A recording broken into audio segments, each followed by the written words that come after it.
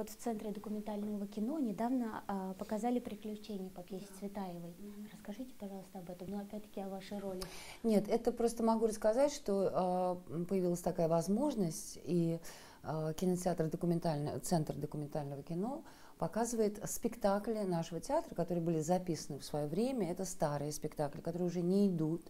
И таким образом театр получил возможность еще раз вернуться к такому моменту показа спектаклей. Потому что спектакль, как правило, умирает после того, как он уходит со сцены. А здесь, оказывается, есть такая возможность увидеть то, что уже не идет на сегодняшний день, увидеть те спектакли, с которых начинался наш театр.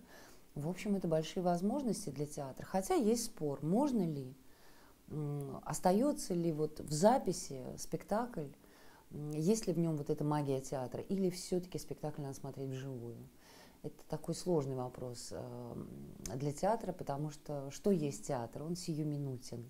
Вот он сегодня есть, спектакль закончился, и больше этого нет. Это нельзя, как сказать, продлить искусственным способом. Но в любом случае в Москве зрители, которые имеют возможность это видеть, да и вы, наверное, здесь тоже это можно увидеть, получают возможность увидеть то, что они, в общем, и не видели, и в силу того, что родились поздно, и спектакля уже не существует, или еще в силу каких-то причин.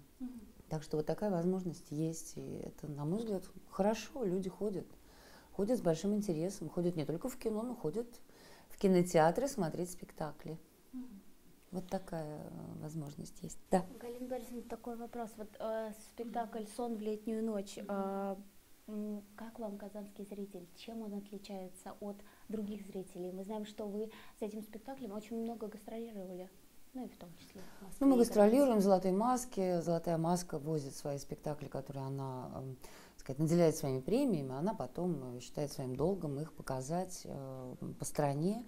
И мы с ними работаем вместе, ездим. Казанский зритель, могу сказать одно, что это город, конечно, глубокой театральной культуры, глубоких театральных корней. Вот. И здесь воспитание города, видимо, все-таки театром существует. Поэтому здесь могу сказать, что зритель очень профессиональный. Вот так. Вот. А как вам вот в одном из ваших интервью вы сказали, что меняется настроение спектакля в том смысле, в зависимости от того, в каком театре вы играете. Вот как вам театр Качалова?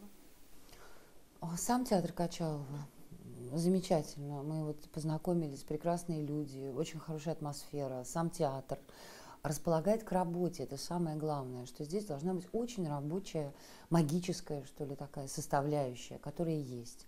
Потому что все-таки театр определяется одним. Это спектаклями, которые здесь идут. И репетициями для этих спектаклей. Вот. А то, что касается зрителя, зритель может помогать, или он может отказаться помогать артистам или тому или иному спектаклю. И, на мой взгляд, во всяком случае, вчера зритель очень хотел, чтобы все это состоялось.